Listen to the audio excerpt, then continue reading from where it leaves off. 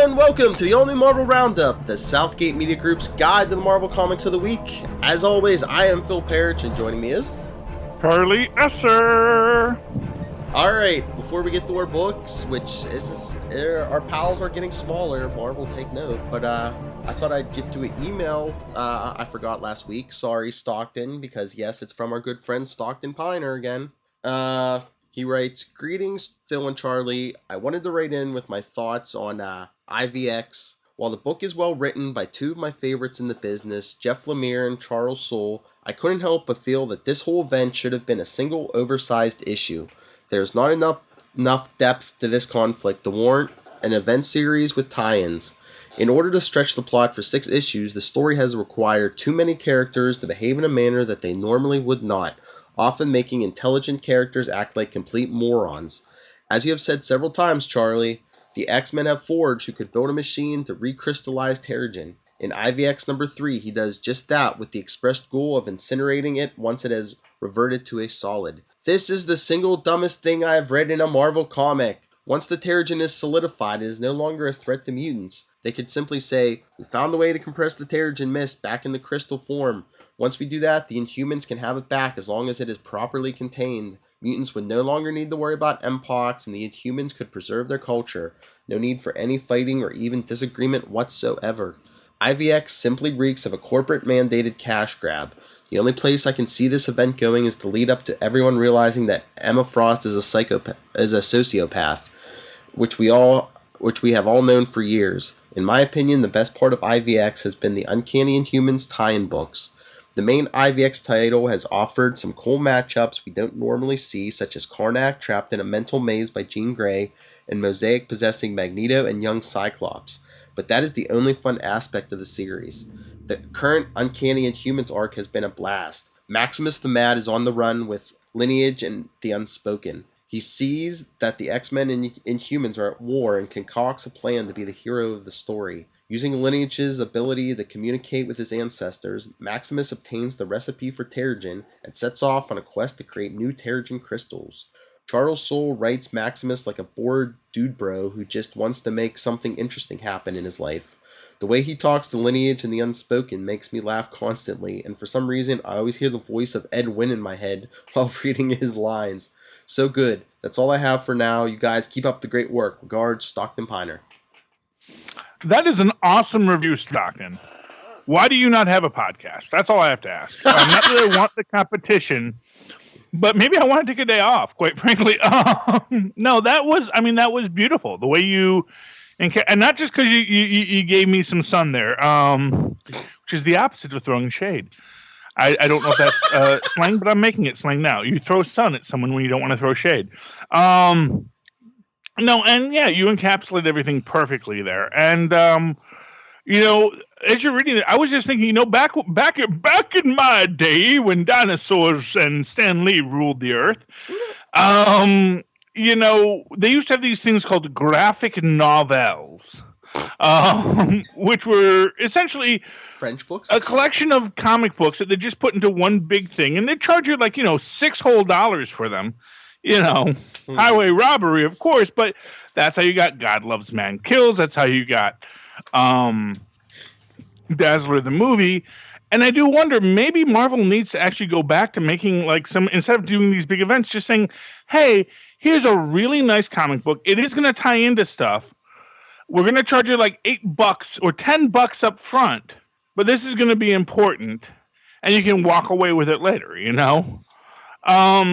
Maybe that's a business model. I don't know, but yeah, I had so little interest in IVX because it was manufactured, and thank you, Stockton, for validating my suspicion of Marvel's corporate culture.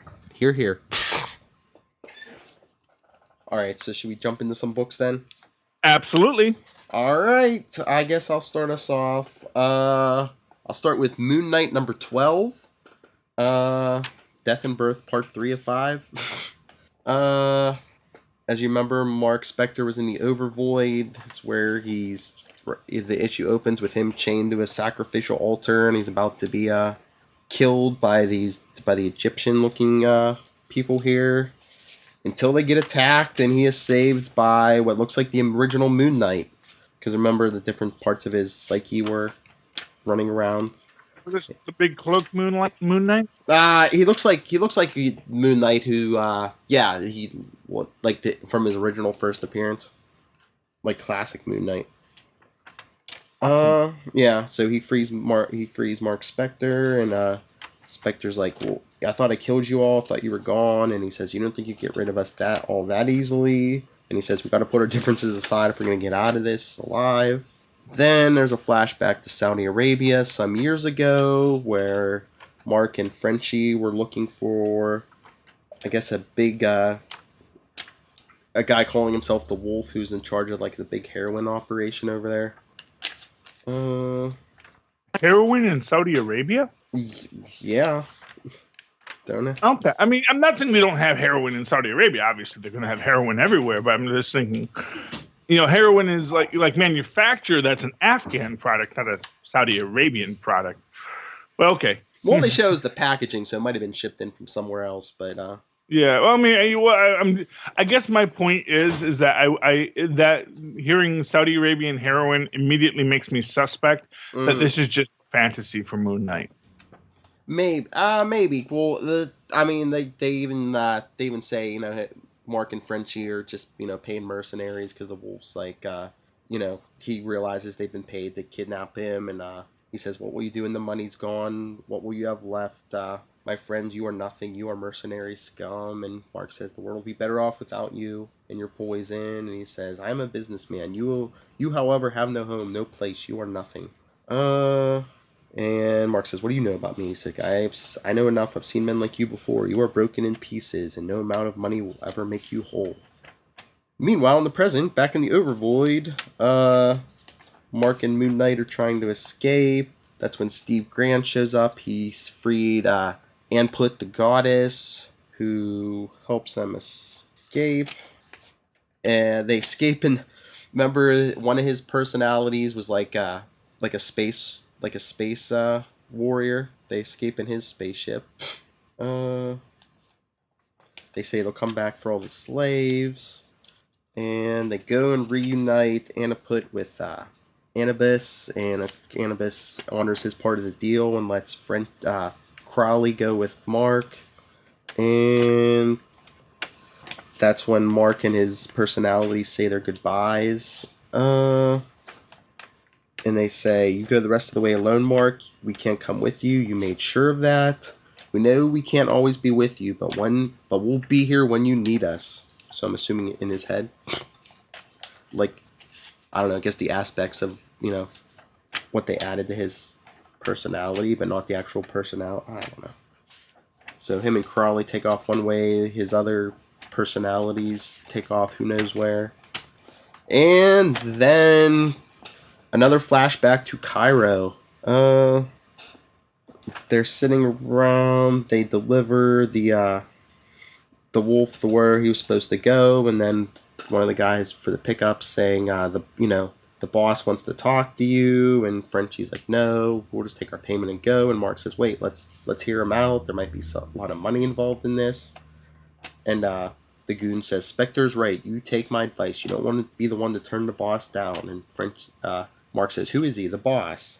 And on the last page, "I have many names, Mark Spector, but you can call me the Bushman. And I have been watching both of you. I think we are going to become very good friends indeed. To be continued." So that's when they met Raoul Bushman for the first time, I guess. He's the one who, I don't know if you remember, Charlie, he's the one who left Mark Spector for dead originally in that Egyptian temple. Yes, I do. From Marvel Guidebook to the Marvel Universe, or Handbook to the Marvel Universe.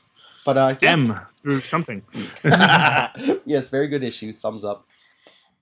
Awesome. Okay. Okay, so that'll bring me to my first book.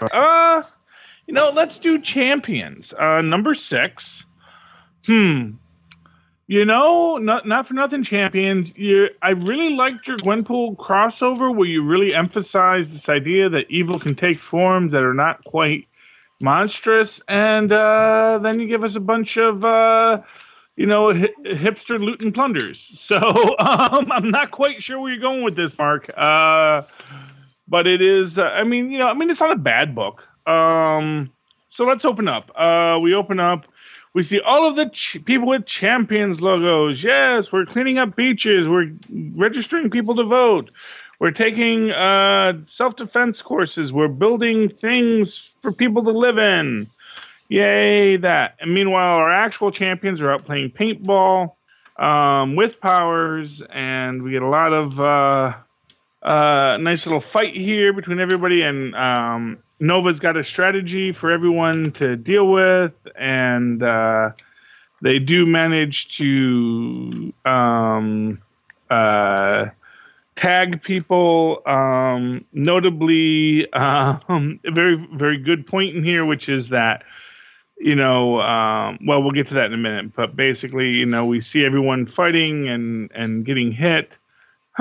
It seems like Nova got hit a couple times. I don't know. They've been playing very fast and loose with the rules of paintball here. Meanwhile, we cut to these other young people, the freelancers who are politically flexible, as says our hipster loot and plunders. You all remember Loot and Plunder, right? From Captain Planet.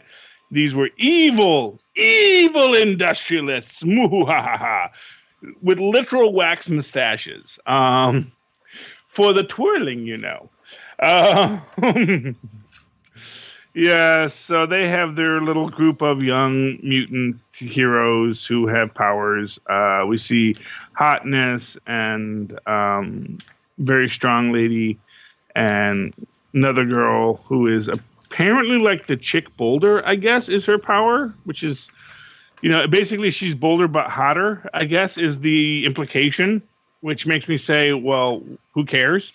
If we want Boulder, let's have Boulder. I don't know why she's awesome just because she can't be hurt or destroyed. That's Boulder's power set. And she's kind of a chicken about it too. She gets burnt by Hotness. And she's like, oh no, you put fire on me. Hotness like, dude, you're invulnerable. What do you care? It's like, well, I can still get scared. And meanwhile, Boulder gets shot by lasers. He goes, oh, that tickles, because he's Boulder and he's better than these people. More reason to bring back Boulder. Anyway, they decide they rousted a bunch of homeless people from a camp because I guess that's legal in this universe. Sure, why not? We have AmeriCops. They say they feel bad, so they bring them back to have some food at the buffet, and then they make them do a bum fight because they bet on whether the woman that makes people fall in love with you or the woman that makes people afraid of her, whoever, because one person makes love emotions, one person makes fear emotions, and which is stronger, fear or love, and it's whoever beats the other person up first, and of course fear wins. Fear trumps jealousy, apparently. And so then after the bum fight, the bums go and they go to the police station and they say, the champions attacked us. Bum, bum, bum. Yeah. When it comes to stories that aren't going anywhere and don't seem to have a lot to them, this is certainly there. This is a thumb to the side. Ooh. Yeah, and it's one of these weird things. It's like Marvel is like making all these great books with my favorite characters, and I'm like dropping them. Avengers with the Mighty Hercules dropped because, dude, you're not doing anything with him. You're not making him a great character. This has Ms. Marvel, and dude, dropping it because what are you doing with my Ms. Marvel? Mm-hmm. And just on and on. It's like this reminds me of, whenever I'd read DC, I would get into DC, for a couple of months, hardcore. I remember one time, because I loved the conceit of the Green Lanterns, I was like buying every Green Lantern book right in the middle of the Darkest Night saga. Then at a certain point, I'm like, yeah, but I'm not getting any story here. Mm-hmm. It's like, great, a bunch of Green Lanterns, but what's the story? What's the arc? What am I dealing with? And that's what I'm kind of feeling with Marvel right now. It's like you're putting out all these books, but what am I supposed to be walking away from? What am I supposed to be, liking here? Because right now I'm just walking away going, oh, okay, And that's why I'm with Champions right now. It's like I came in 6 issues ago with so much hope and promise, and now I'm like, okay, you are going to go somewhere with all this, right? And I'm not sure they are. So there we go. Thumb to the side. Thumb to the side. It's still a good book. It's still a fun book. It's interesting, but whether it's the art or the plot, it's something in it is making me go, what is this? So there you go. All right. Well, what's your next book? I was going to say, since you mentioned Avengers and also written by Mark Waid, I guess I'll do Avengers number 5. It opens up with the Vision talking to the Avengers, and he's holding up a device. He says, this is a time tether, connects today with the long-distant heat death of the universe. With it, we can act out Captain America's plan.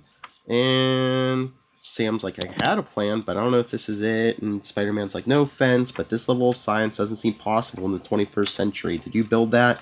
Then a voice says, yes, but not for several centuries.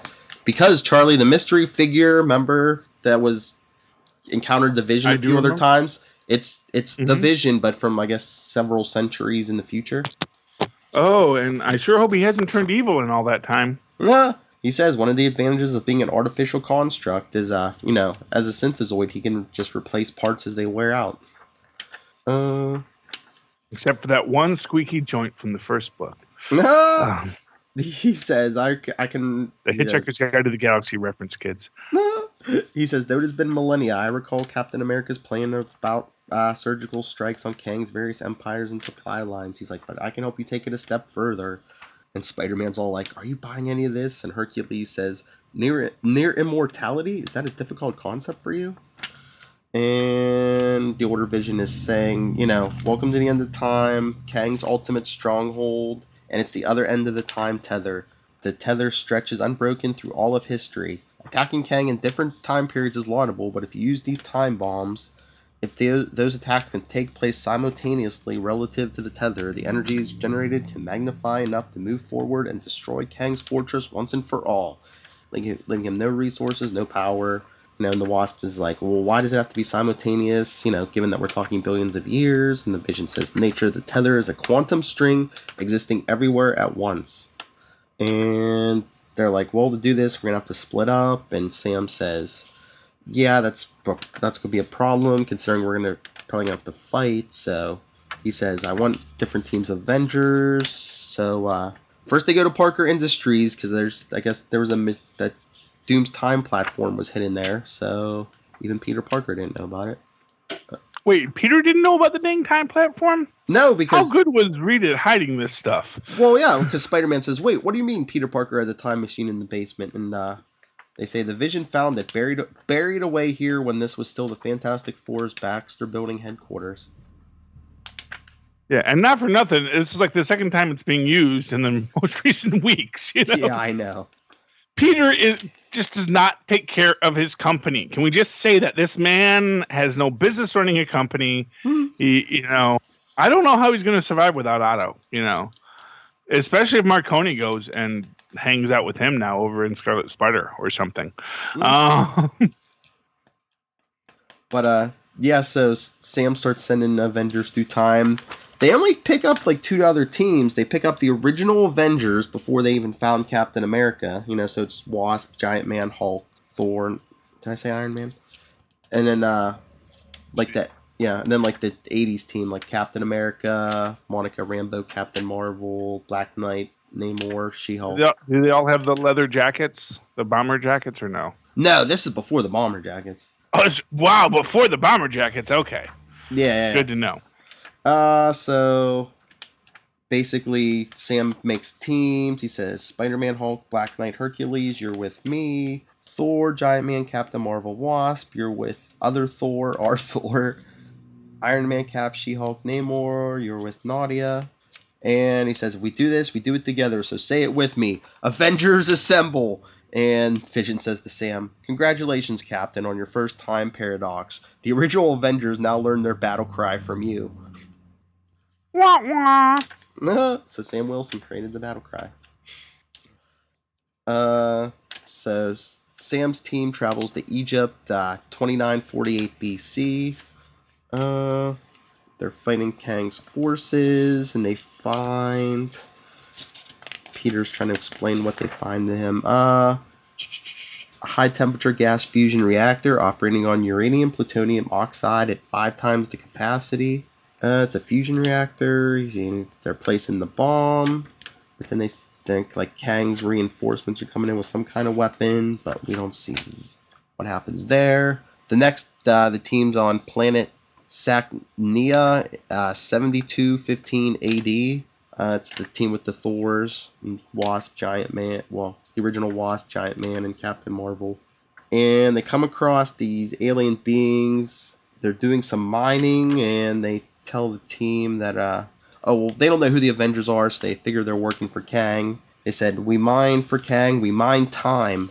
When the resources are limited, we pull from the surroundings, storing the accumulated chronal energies of the items aged in the special containers for Lord Kang to draw from. Because they say, see these colony of primates? Kang says they're destined to become a race of artists and scientists who will bring a new age of reason to the star system. This stole their future right out of them, a priceless amount. Now they'll never be more than stinking apes. So the Avengers attack them. But then the aliens try to steal the futures out of Giant Man and the Wasp, and the rest of the team start to disappear because Janet Van Dyne says, without us around to go on as founding members, there will never be an Avengers. And then the final team is in North America, 4022 AD. Kang has captured them, and Cap says, this is my fault. I'm the one who let them get the drop on us. Now we're up against the one man in all the universe we can't defeat. Because if we stop him here and now, we'll change history and the Vision's plan will unravel. Because the Kang this team is after hasn't met any Avengers yet. Bum, bum, bum. To be concluded, it says. Well, for what it's worth, they've all already met the Vision. Yeah. So... Yeah, but the Vision's not there. So, thumbs up. It was interesting using time against Kang. It sounds like an interesting book. It is in my box. I will pick it up this weekend. But, I took all... honestly, I didn't realize this. The only Avengers I left on my list was Occupy. Because honestly, as much as I love U.S. Avengers... it's an exciting book, but it spins its wheels. And none of the other Avengers books are... they're not making me go, oh yeah, I have to see what happens next. And then you get to books that do make you think what happens next. And I'm going to, of all places, Slapstick? What? Okay, so Slapstick is a weirdo book. I'm not going to deny it. When last we left our intrepid hero, Stephen Hanna-Barbera Harmon... Actually, Stephen William Hanna-Barbera. Sorry, his full name is Stephen William Hanna Joseph Barbera Harmon. Why his parents named it that? Who in the goodness knows? He had recreated Quasimodo's Universal X portal, or Universe X portal. But rather than making it a portal to that universe, it's a portal that brings things from the universe into it, brings its energies in, so everything in his house starts getting tunified, including his furniture. We actually see a coffee cup run off, and so that's like, I'm sure that'll come up later. Battle with the furniture. They're trying to defeat the tunes. They use tune logic, which is... they write off on the on button to turn it off, but that actually does not apparently work. And then the everything is, well, I guess it, or does it? No, it does work, but everything's still tunified. But then out comes a tank, and we hear the theme song. They'll obey orders like good boys wherever there's evil. War dogs, America's best friends. And we see all of the war dogs come in with their anti-tunification guns. They detunify many of the things. But again, like I said, that coffee cup got out there. We realize that they are battling the evil forces of Scratch, which are Cat Cobra characters who are likewise seeking the champion.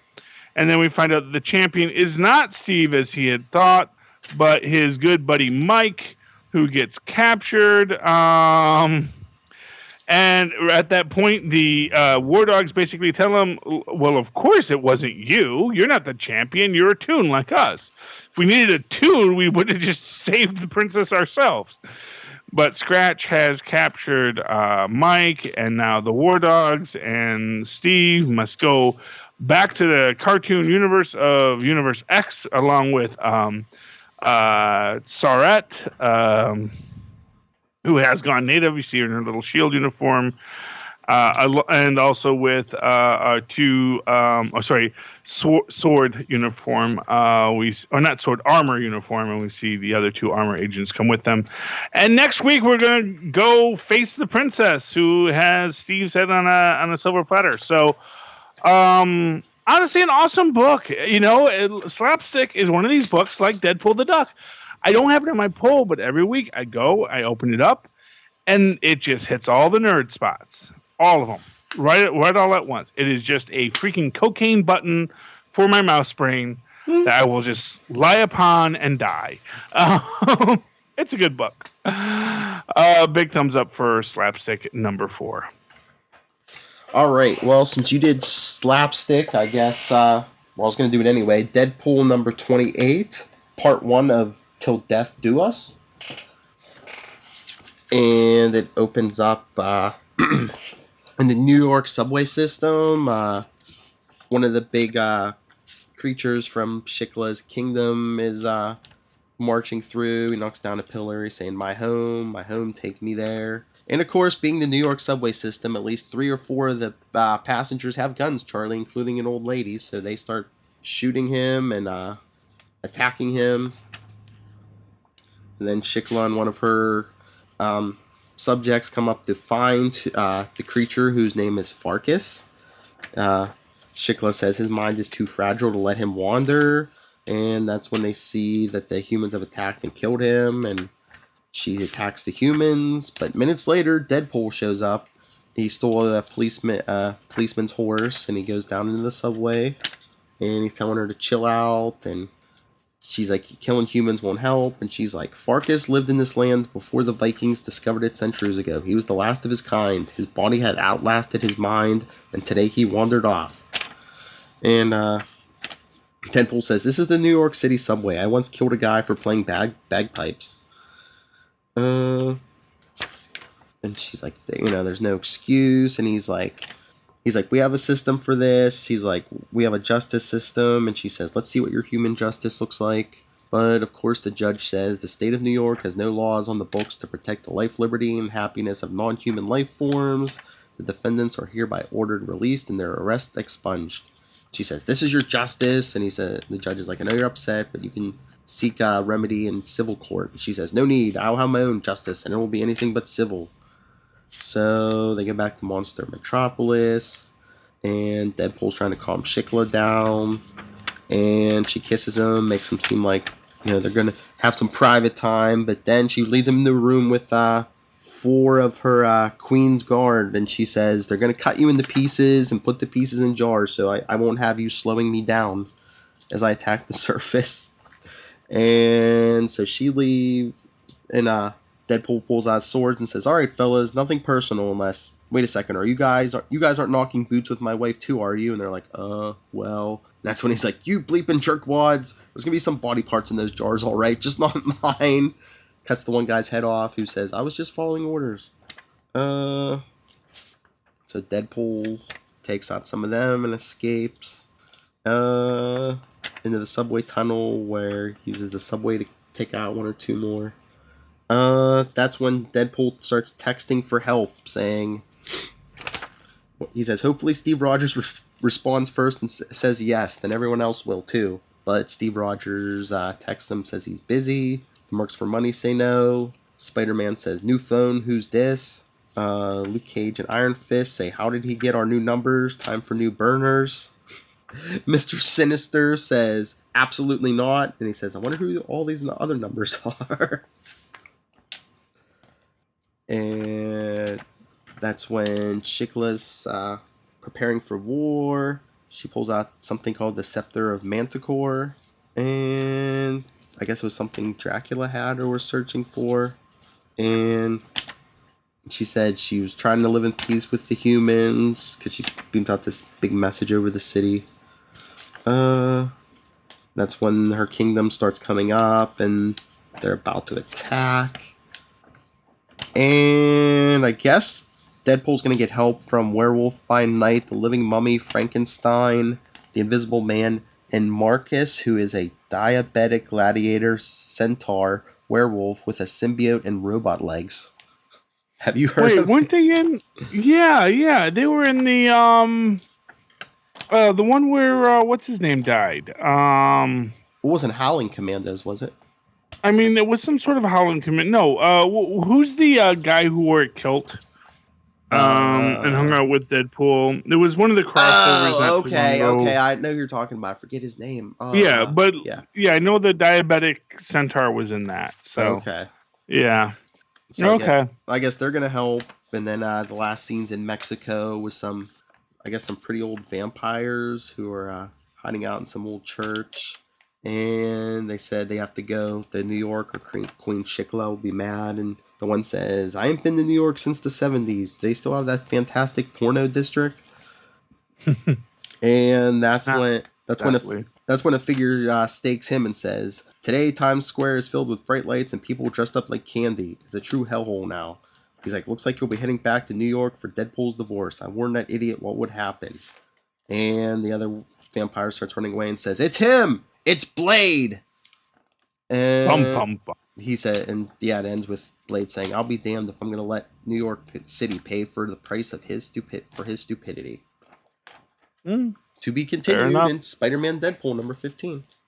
No, crossing over. Okay. It's crossing over with Spider-Man Deadpool, which I get, but also Deadpool and the Mercs for money. Yeah, crazy. I don't even know where Marvel's going with all this anymore. Okay. Now let's go to an actual. No, that sounds like it was a pretty good book. The Death Duelist arc does sound interesting. I just don't understand all the crossing overs. You know, at a certain point, it's like just tell your story. Don't cross everything. You know. They're probably trying to They're probably trying to bump numbers up on something. Yeah. Well, probably. I'm guessing so. I'm guessing probably Mercs for money. Mm-hmm. Or probably. I mean, Spider-Man Deadpool, maybe even, you know? I mean, honestly, it's just like, how many Spider-Man books do you need to buy? You know? And you do so many that are in cross-universes, and it's like, okay, we'll go along from there.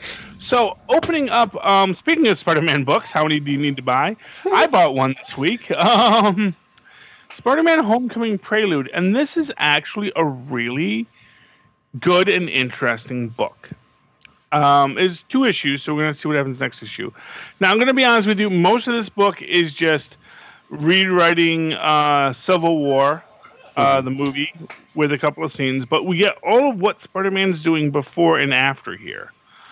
And it's actually pretty cool. We see him in his basic Scarlet Spider outfit, you know.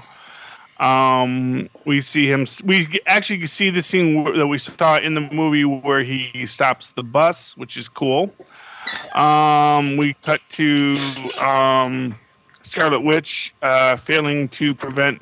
Although it's an interesting question whether or not she prevented more deaths by lifting up Crossbones, or if there would have been more deaths if Crossbones had been on the ground. Because obviously it's a crowded market street.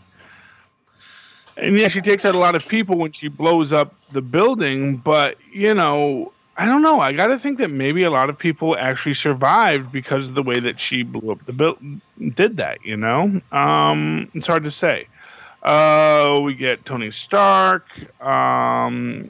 meeting Viola Davis. We see then, again, a great scene, Peter and May watching the news and seeing everything going on. And it's this great cut between with Peter and him in the world and everything we know about the Civil War movie. And then, you know, it's a great way to present this character, to represent him, to retell his tale.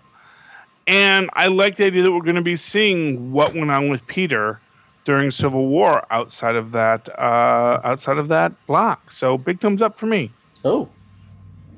Yeah, I mean that was a good book. I mean, honestly, what I'm saying right now is like I think the times that Marvel is getting away from their whole overwrought expanded universe, it's actually kind of getting better. Mm-hmm. When they tell simpler stories that just tell where they want to go. I think that's better. That's me though.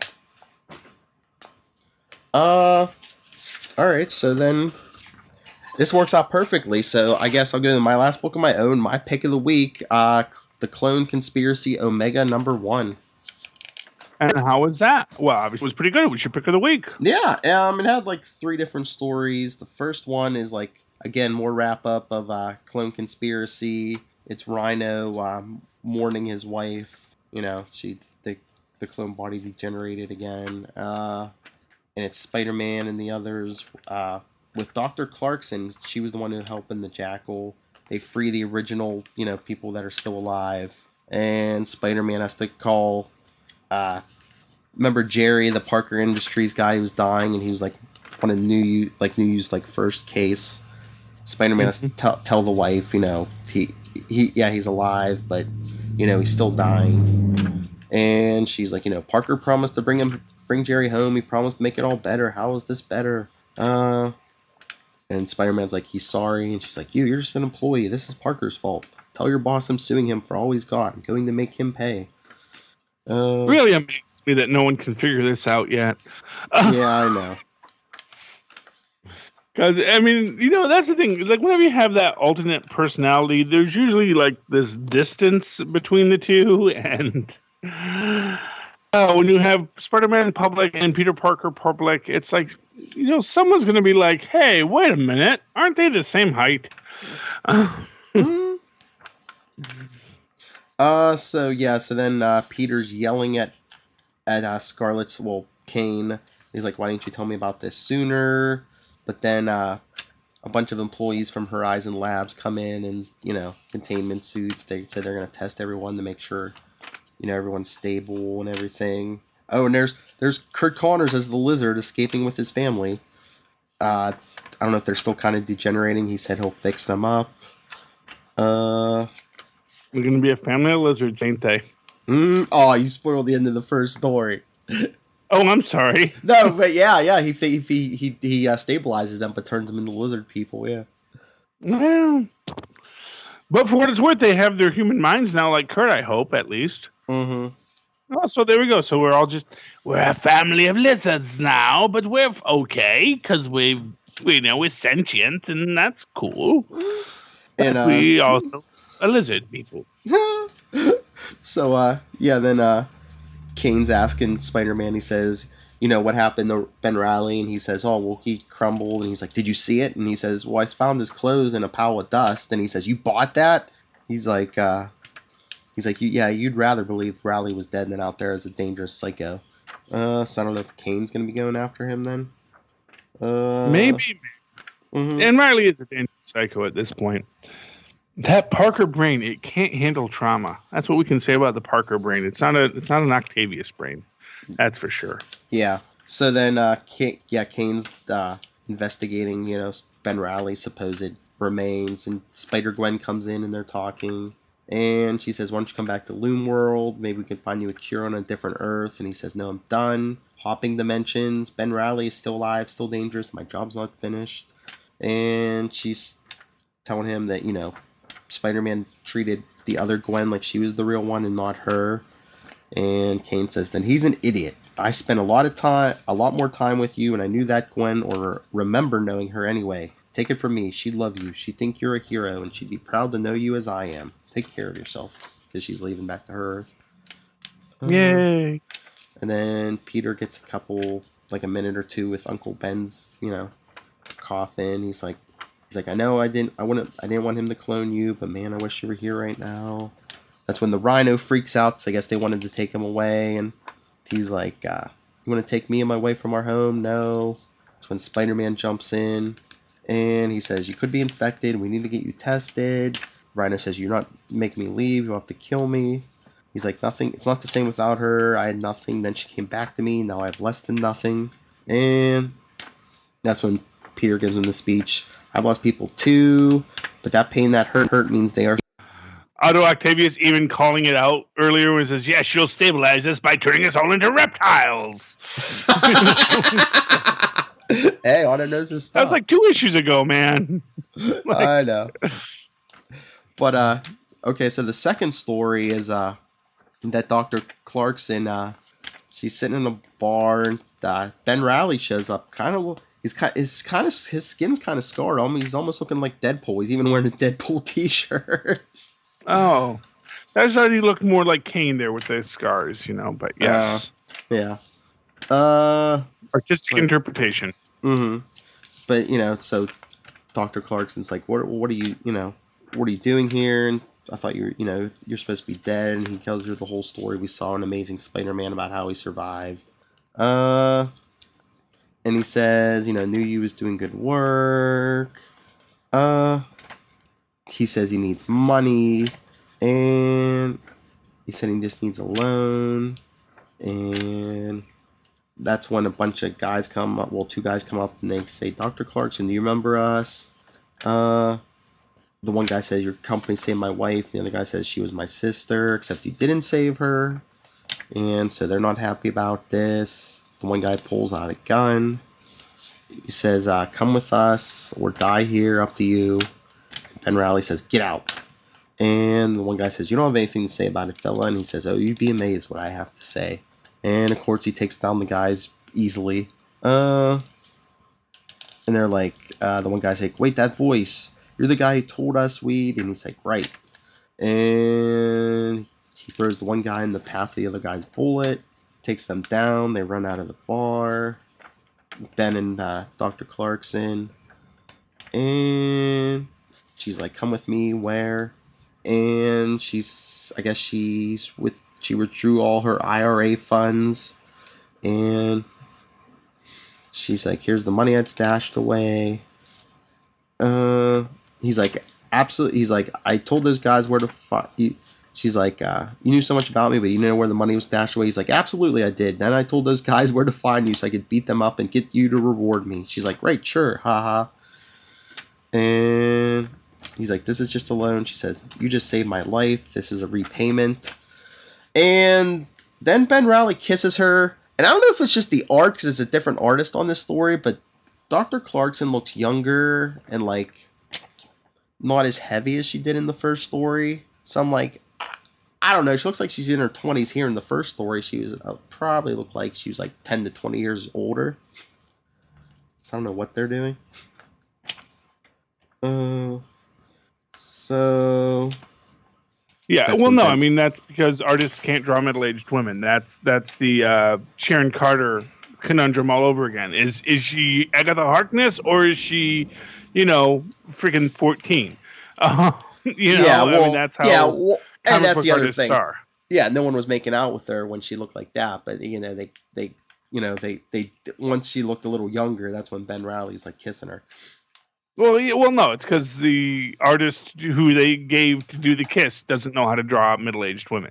True. Because for nothing, Ben Reilly is in his 30s, 40s. He may have a clone hotsy-totsy body. And actually, at this point, no, not really, because he's got a Deadpool all decaying body. Mm-hmm. But still, it is this thing that, artists can't draw very well in comic books, and they never have. You can write a book on the bad anatomy of Jack Kirby, who is one of the greatest comic artists in history. But the man, had very inconsistent anatomical understandings. And and there's a lot of artists that cannot make that differentiation when they go to making younger people or older people or anyone that isn't what they practiced, day in and day out when they were young, because unfortunately most young artists aren't practicing on middle-aged fat nude models. They're practicing on young nubile nude models because that's who get paid to do the modeling. Because because you don't get as many people who want to do the art class when it's me doing the nude modeling. Actually, I don't know that for a fact. If I ever actually answered a nude model ad, who knows? Maybe I would get it. And honestly, I would love to do that because I am an exhibitionist. But we'll have to see. All right, so That's what I can do for the good of the artistic community. all right. So then the last story is in San Francisco. Spider-Man's knocking some goons around the Chinese restaurant, and they must work for the Kingpin because there he is eating. He says, "Very disappointing. I was very explicit with your employer when I arranged this meeting. This was about business and no need for violence." And Spider-Man says, "Yeah, we must have left that part out." He's going to send to me, but man, I was really rooting for Otto. Yeah, well, Kingpin probably would have gave him the location, but he don't know where he's at. He knows where Osborn's at, I guess. Well, exactly, and right now he's still working with the old model when Osborn was his greatest foe. He's still working from the movies. He doesn't know about the books and how much more important Otto is in the books than Osborn. He's been out of circulation for a while. Well, did you see this ever since? Did you see the synopsis for the next story with Norman Osborn? No, I haven't. Well, remember at the end of Superior Spider-Man, they cured him they took all the Goblin serum out of him. Yeah. So now because of Otto's brilliant genius. Thank you. Yeah. So now they're saying Norman's more dangerous because he doesn't have the Goblin strength anymore, but now he's not insane. He's actually sane.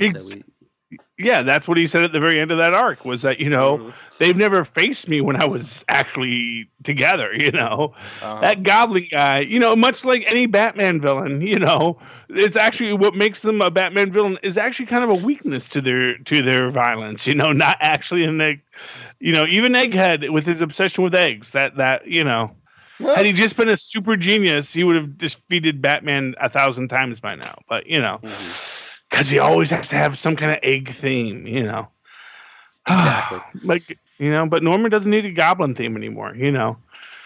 He's good with it. He'll just shoot you in the head, Okay. Well, that brings us to our book together, which is my pick of the week. I don't want to say by default, but I guess technically by default. Actually, no, I won't say it's default. Slapstick was good. Spider-Man Homecoming was good. They both could have been picks of the week. But I do think this is my pick of the week. And for numerous reasons, not the least of which what I think is pretty awesome here is when, yes? What? Oh, I'm sorry. I thought you were going to say something. What is pretty awesome here is basically when Doctor Strange tells Jane, "Look, I need a surgeon." He's like, "Well, why force thou needeth me then? I hit things with hammers." And she's like, and Doctor Strange is like, "Dude, my whole thing is I see through magic. I've known you were I've known you were Jane Foster since you first showed up, because clearly you're Jane Foster." And I love that aspect. I love when someone can just see through that very poor secret identity. I love that we find out that apparently Jane Foster has access to the Speed Force, which is pretty cool. I love that we have that when they remove the tumors, Doctor Strange eats them because he's taking on his own pain. Yes. Finally, paying his tab, quite frankly. I love that we get this nice battle between Mr. Misery, Wong, and Doctor Strange as Thor is fighting the tumors.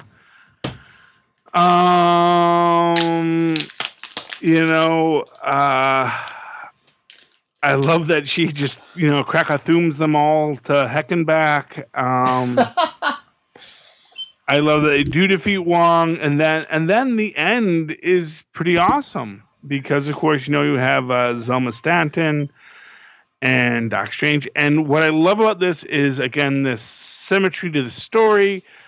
Stephen Strange hands Zelma a gun because they're going to go face Mr. Misery, who has possessed Wong, and says, this is an exorcism. And if I start to go all black and gooey, shoot me in the head. And honestly, it was a good book. It is a brilliant book. I really love Doctor Strange. I'm in my culling phase right now. People are getting cut left and right. Books I like, books I don't like. I didn't cut Doctor Strange, and I'm glad I didn't. You know, this is Mm-hmm. still a book that has a strength and a power to it that I really admire. And that's my pick of the week. What did you think of it, Phil? Because we both read it. Yeah, I thought it was really good. There was a few past issues I was like, do I still need to be collecting this? But yeah, I read this week and I was like, oh yeah, this is definitely staying on the list. Very good. Yeah, I mean, honestly, yeah. That's who wrote this one. This Jason Aaron kid. He's got a future at Marvel Comics, I think. Okay. So that is our series. That is our books this week. Nice light week. Light week again next week. Yay. Yeah. Hey, look, under an hour. Hey. Yeah. Well, let's do our social media. Let's see if we can actually do it under an hour. Yes. All right. If you would like to contact us, you can even do reviews like that Stockton Piner kid. He's going places. You can email us, marvelroundup@gmail.com. Our Facebook is facebook.com/allnewmarvelroundup. Give us a like there. Follow us on Twitter @Marvel_Roundup, and we're even on Instagram, Marvel Roundup. And Charlie, if anyone would like to hire you for nude modeling, where can they get a hold of you? Hire is such a strong word. Let's just say ask. You can always write to me We'll do it for free. in an old-fashioned email way, as our Maz and Paws once did, at superconnectivityblog@gmail.com. That's superconnectivityblog, all one word, @gmail.com. Remember, there's 2 N's in connectivity. And, of course, you can always follow me on the Twitters as I live tweet various shows, from Agents of S.H.I.E.L.D. to Powerless to that Legends show that isn't very good to The Incredible Hulk, 7 o'clock Saturdays on MeTV Eastern Time, which is still one of the best shows Marvel ever produced. At Charlie Esser, that's CharlieEsser. Look for the 2 E's right there in the middle for quality. And as for me, you can always discuss anything Marvel or DC with me, nightwingpdp@gmail.com. On Twitter, I am @nightwingpdp. Make sure to check out all the other check out everything here on Enough Said. Check out Before the Bat, Legends of DC, Channel 52. And thanks to the guys once again for having me on the last episode of This Week in Geek. Check out episode 98, where they had me on, and discover why high and low are 2 of the scariest words in the English language. And stay tuned, Enough Said, because coming soon, Charlie Esser and I are going to have a big surprise for you, especially you fans of the Thunderbolts book. All right, so is that it, Charlie? Yes. That's all I don't even know what the surprise is. I'm excited. Oh, jeez. All right. All right, let's end this so I can tell Charlie what the surprise, remind Charlie what the surprise is. All right, follow us later in the week for Super Connectivity and Wade's World and that AKA Jessica Jones show. Charlie gets it up. Yes, with the Maz. Yeah. Skinny rich friend. Maz. All right, everyone. Until then, come back. Same spider time, same spider channel. Good night.